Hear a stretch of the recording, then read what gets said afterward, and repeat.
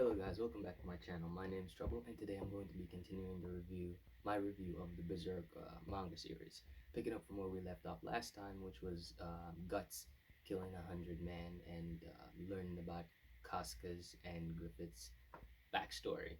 And if you just a little reminder, uh, so last time we were in a battle with the Chuba Empire. I'm sorry, I don't really remember the name of the empire, but and Guts and Casca ends up wounded. Casca wasn't feeling well.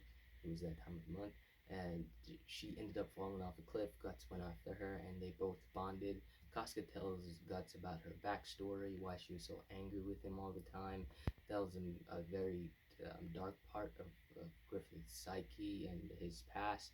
And eventually, the dude that knocked him off the cliff caught up to them, Adon, with 100 mercenaries. And Guts tells Casca to run while he ended up slaying all of them. And so that was the 100 Man Slayer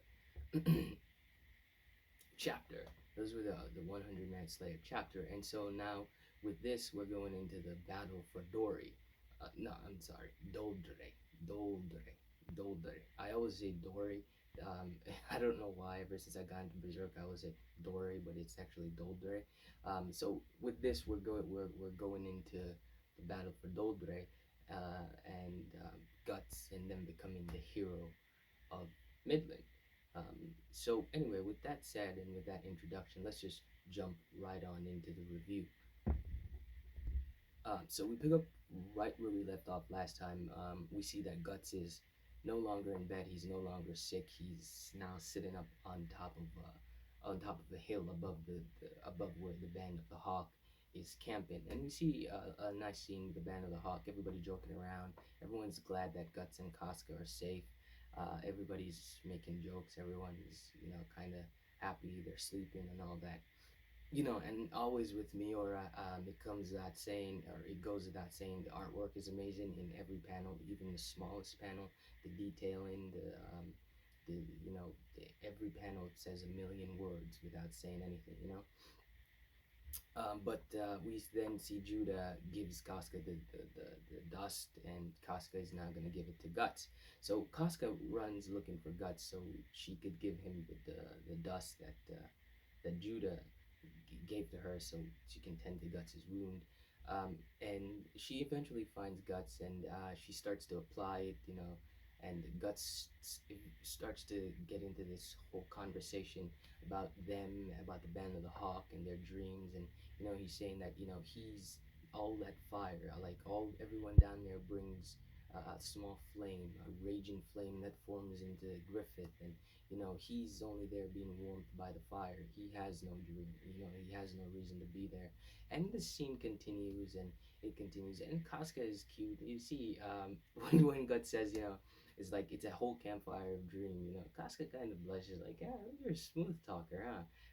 A build up to the eventual their relationship, because this is what this whole thing is about, is Casca eventually growing feelings for Guts. Um, and it started at all the way back in the 100 Man Slayer, but but now it's forming, and you're gonna see that with Dory and all of that, especially at the end of the not Dory, Doldre. I'm sorry. But anyway, so right as they're talking, Casca asks Guts, are you about to leave? But before Guts can answer, Ricket, I finally remember his name. His name is Ricket. Ricket comes along and and tells him that Griffith is returned. And so they go down. Casca is all sad, because she went into battle. She wasn't feeling well and almost got her entire unit killed. And she's feeling bad. She's like, whatever punishment. And they kind of brush it off. And there's like, Guts slaps her. Guts slaps her on the ass, and they just brush it off and say all is well. And we kind of see again with the panel, and there's a small scene in there where Casca is paying attention to Guts. She's not paying as much attention to Griffith, and Griffith is like, "Are you okay?" And these small things I think about is because there's with Miura, it's like what I said, where he uses the art to say so much, right? There's so much. There's a panel later on in the arc where you're dealing with the governor commander, the dude that Griffith slept with. I forgot his name. I think it's Gion. I think his name is Gion or Ginon. And there's like a scene of like a devil and a statue. There's two statues, and it's like this devil and a man, right? And it's symbolizing the how this man is just the devil, and how he preys on young men, right? But we no, let's just move on from there. But anyway, everyone is laughing, everybody keeps partying. Griffith's back. Everybody's happy. But we skip to tomorrow. We skip to the next day, and we see. I think it's the Tiger. I think it's the White Tiger Knights of Midland. They're attacking Doldre. I got it right this time. Doldre. They're attacking Doldre, and they can't breach it. They can't get into it, and they have to retreat because they're about to lose. But we then see the King of Midland. He's having a war council, and everyone is there. All the major knights are there, and just go back. And if you go back and you read this scene, you're going to see the dude that's standing next to the king in the dragon armor. That dragon armor is just fucking sick. It's amazing. And also, in a couple chapters later, not later, before when we were in the flashback with Griffith, that armor that Griffith was wearing, I think it's way cooler than the armor that he has on now. Yeah, amazing. But anyway, so they're having a war council, and everyone is talking about like we can't do this for 100 years. They've held the Dory Castle, and it's because they took Dory Castle that this war has been going for 100 years. You know, and everyone it's going back and forth. It's going back and forth, the argument, and eventually one of the knight asks Griffith, kind of sort of passive aggressively, like, "What do you and your band of the Hawk never loses? Do you think you can? Do you think you can take it?" Griffith is like, yeah, if the king ordered me, I could take it, and um, this pisses everyone off because they can't do it. You're like, what? This is insane. But eventually, the king relents and asks Griffith to take it. Then Griffith says, "I'm only going to need the band of the Hawk to do this." Um, but we then cut back to Guts and Casca. We see Guts is gambling and he's winning. Casca is standing there watching, and she's kind of briefing us that it's the territorial governor. I think it's Gion or Ginon, that his name. I don't remember it correctly. You can comment down below and let me know because I don't remember his name. I think his name was only said once. I think Griffith was the only person that said his name once in the story. Um, anyway, and Casca is like, I hope Griffith is gonna be fine because he's dealing with him. But Guts doesn't believe that it's true. Guts doesn't believe that Griffith actually did that because we see him say, but Griffith would never do that. He's too prideful of that. We see him kind of like Griffith would never do that later on. But anyway, before the battle starts, we get a look into Doldre Castle, and then we see Adon. We see that Adon is still alive, and he's returned to Doldre Castle, and he's being Adon. He used the secret technique of his family playing dead, and he survived.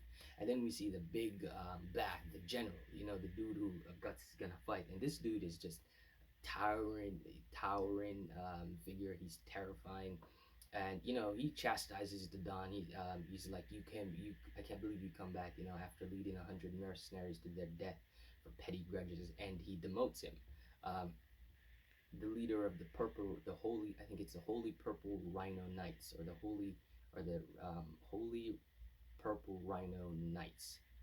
I think that's his called, and his name is so hard to pronounce. I think it's Bos Con Bos Boscon. I think it's Boscon. Yeah, I think that's his name. His name is Boscon. Again, comment down below if I got it wrong. But anyway, so he goes to the general, Ginon, that territorial dude, the commanding governor of Dory.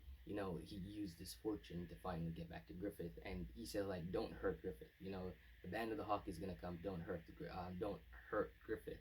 And he's like, but why? And he's like, yo, that's an order. And we see he has a little boy there. Yeah, this dude is a predator, the highest degree. Um, but anyway, it's time for battle. Judah and Guts are having a little conversation. Judah is like, just looking at the castle scares him. Makes him doesn't want to be here, doesn't want to go.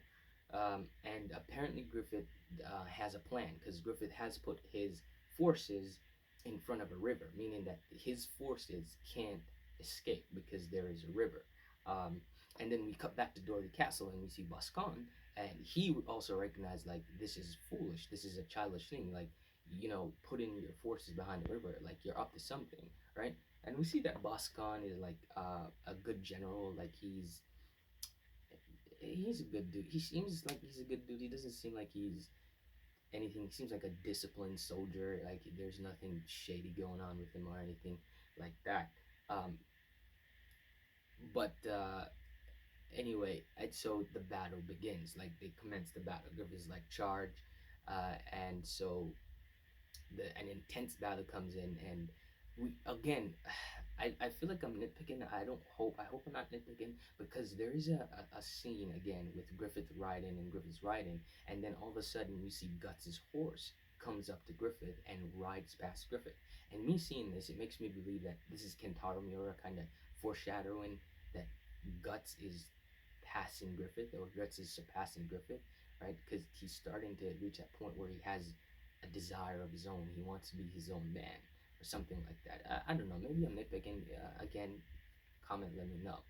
Anyway, so the battle commences, and this dude of the Purple Rhino Knights, or the Holy Purple Rhino Knights, charges. He comes in, and the fight is intense, but Guts cuts his head off immediately. Guts just cuts him down immediately, and Guts and the Raiders, they charge in to Gaston's directly to Gaston, and right as and this pen and these panelists are so freaking amazing. Guts doesn't stop. Guts just uses the moment, and he goes in and not Gaston, Boston, I don't know this dude's name. The general of the Purple Rhino Knights goes in and he swings his weapon, and Guts swings his weapon. Guts takes the horns off his rhino helmet, and he completely takes Guts's helm off. He like flies off his head. Uh, but anyway, the perverted dude is watching the general, the perverted general is watching, and he's concerned that Griffith is going to escape, and we see Casca, and the fight between the band of the Hawk and intensifies. Them in the band of the Hawk intensifies. We see Casca back up on a cliff behind it. But the whole point of this is to kick up dust. And then Griffith sounds a retreat because this was pretty dangerous. So Griffith eventually sounds a retreat, and they retreat. They fall back to as close to back to the river as possible.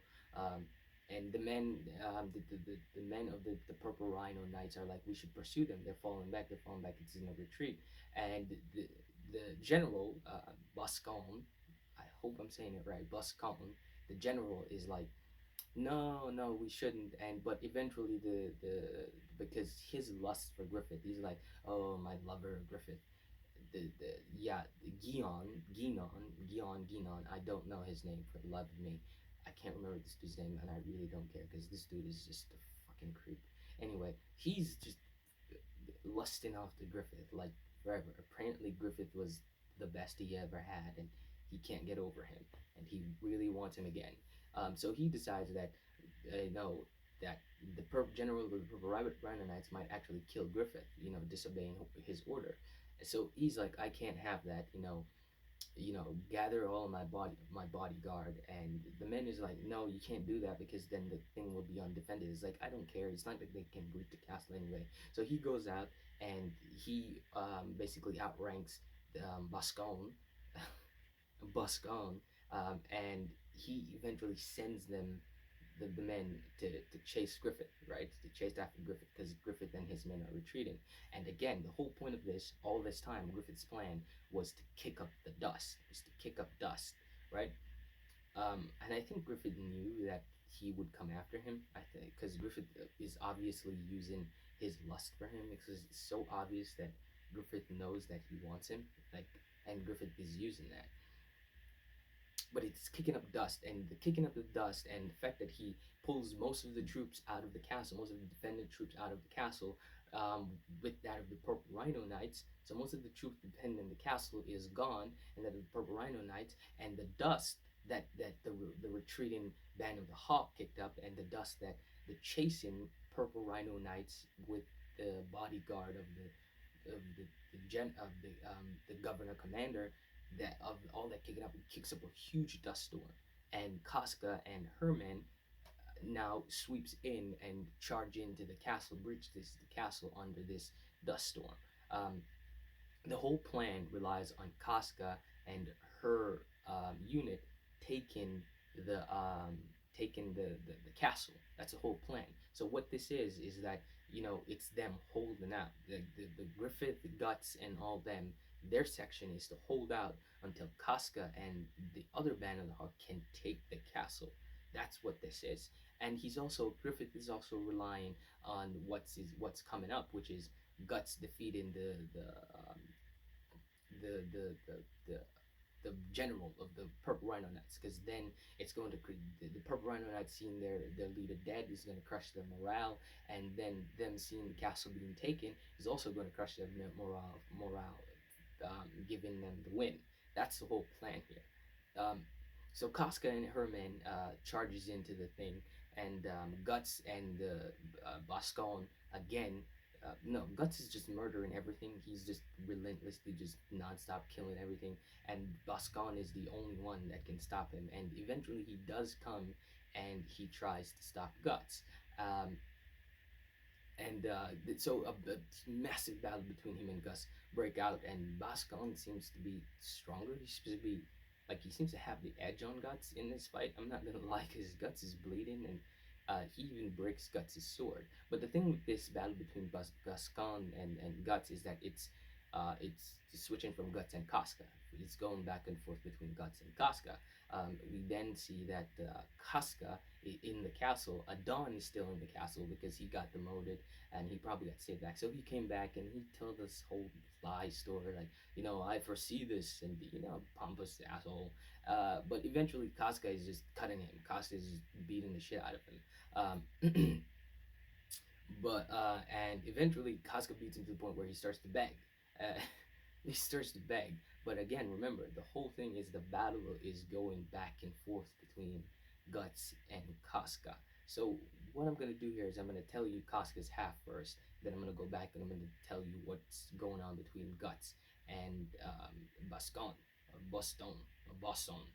I think it's keep pronouncing his name wrong. Anyway, so eventually he shots Casca with a poison dart. Apparently, there's like some drug in it, and it causes him to start taking advantage of Casca. He's saying a whole bunch of fucked up thing like, I'm gonna make you my plaything.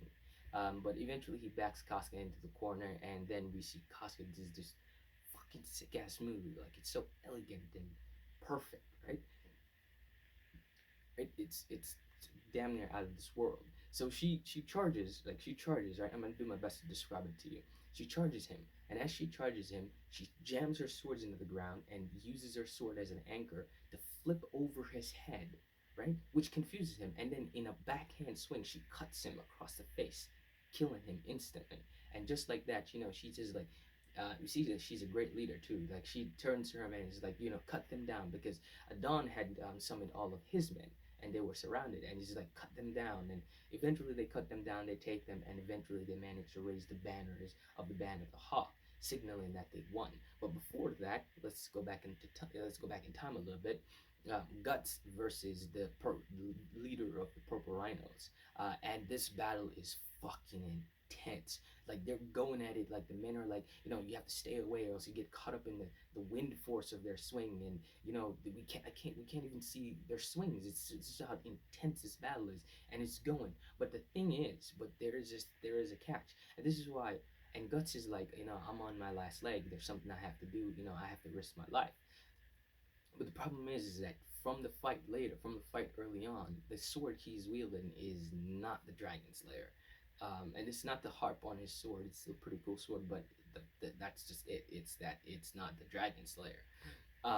So Guts goes in for a final attack, but when he does go into the final attack, Adon, not Adon, my bad, Adon, um, uh, Boscon or Bosson, Boscon, cuts his sword. He breaks his sword and he knocks Guts off his horse. So Guts is on the ground, and Guts' men, Boscawen charges him. Guts' men, they come in to try and protect him, and in one swing he just destroys them. He kills them. They couldn't even protect him.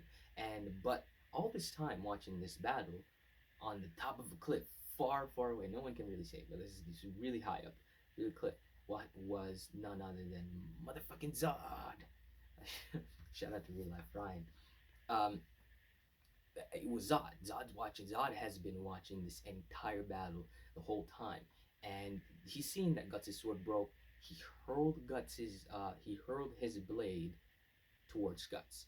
And I'm not gonna lie, when I first read this, when I first watched this, I was always confused as to why Zod did this, because his whole thing was honor and stuff like that. I was always confused. But now looking back at it, I realized that Guts is needed for the eclipse to happen. So he couldn't let Guts die here, right?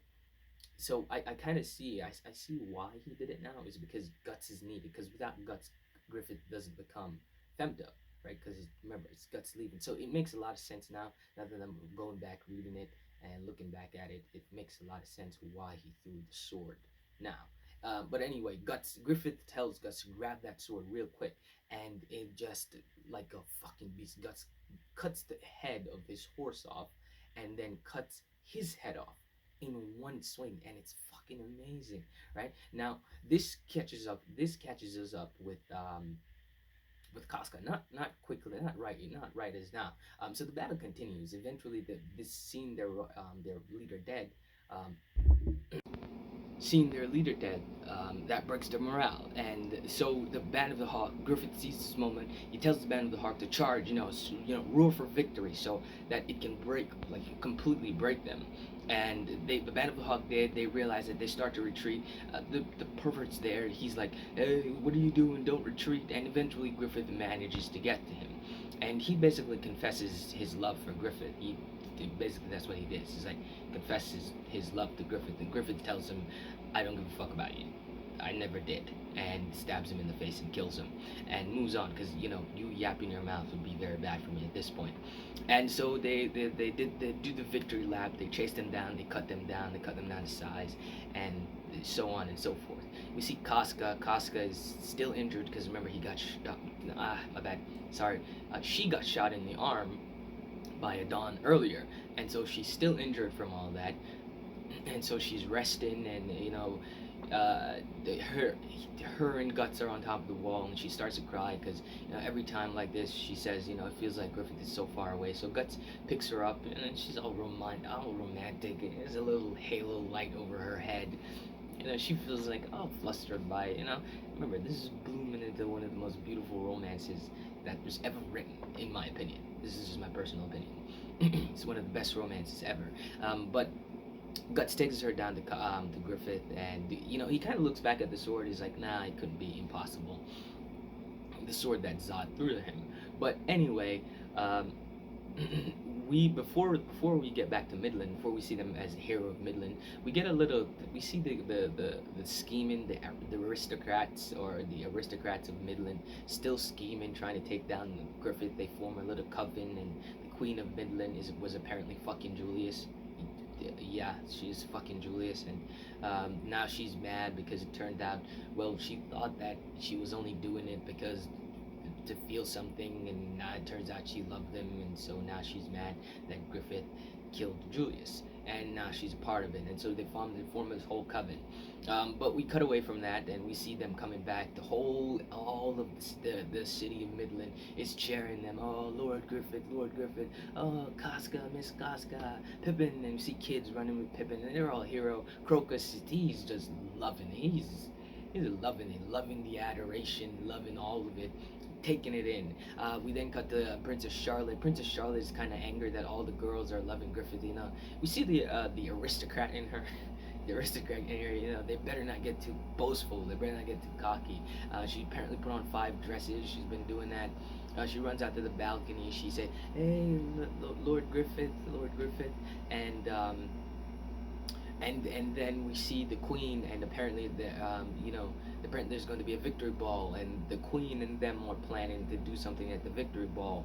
And right as that, we see Foss gets a note, and something happens. He reads something on the note. We don't get to see what's on the note, but he runs off real quickly because I mean, if you've already read Berserk, you kind of know what I already know, because this is like what, my fifth time reading Berserk.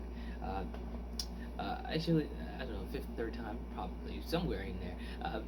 But I don't kind of know. But he runs off, and no, don't want to jump ahead. He runs off.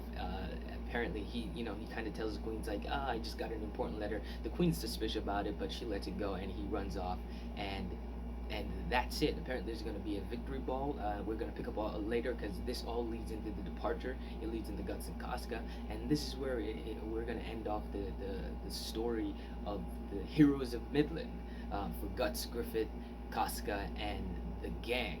Yeah, it's a pretty interesting, pretty intense, pretty great fight. Um, Pretty interesting villain, the Purple Rhino Knights. I like their aesthetic. Like I said, not my favorite armor, not my favorite weapon, because I like the dude that was standing by the king's side during the meeting, the war council. His armor was pretty fucking amazing. Pretty interesting. Love it. Love to see Guts and Casca's relationship developing. Casca growing more attached to Guts.